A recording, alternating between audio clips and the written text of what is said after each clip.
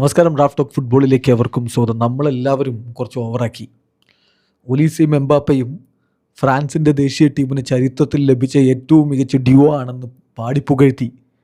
എന്നിട്ട് സിദാനും പ്ലാറ്റിനിയും ഒക്കെ ഇരിക്കുന്ന സെയിം ടേബിളിൽ കൊണ്ടുപോയിട്ട് ഒലീസയെ ഇരുത്തി. ഒലീസ ശരിക്കും കിച്ചണിൽ പോലും ഇരിക്കാൻ യോഗ്യതയില്ലാത്തവനാണ്.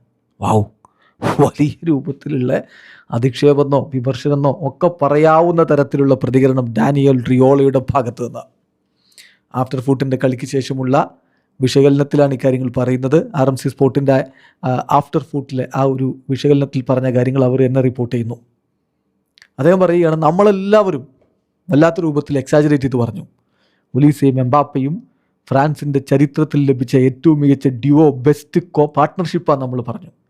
ഒലീസയെ നമ്മൾ പിടിച്ചിട്ട് സിദാൻ്റെയും പ്ലാറ്റിനിയുടെയും അതേ ടേബിളിൽ സെയിം ടേബിളിൽ കൊണ്ടുപോയി ഇരുത്തി.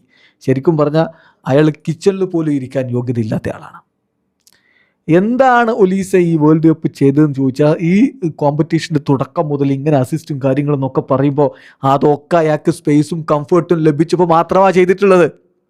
ആ കംഫർട്ട്, പാസുകൾ കൊടുക്കാനുള്ള സ്പേസ്, ഇതൊക്കെ ഉണ്ടായപ്പോൾ കാര്യങ്ങൾ ചെയ്തു.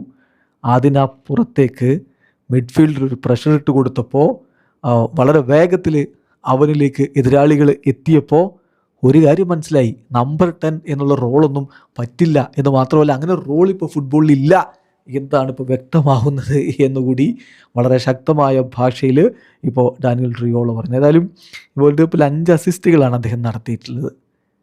മൈക്കൽ ഒലീസെ, എല്ലാവരും ഒലീസയെ വാഴ്ത്തിപ്പാടുകയായിരുന്നു.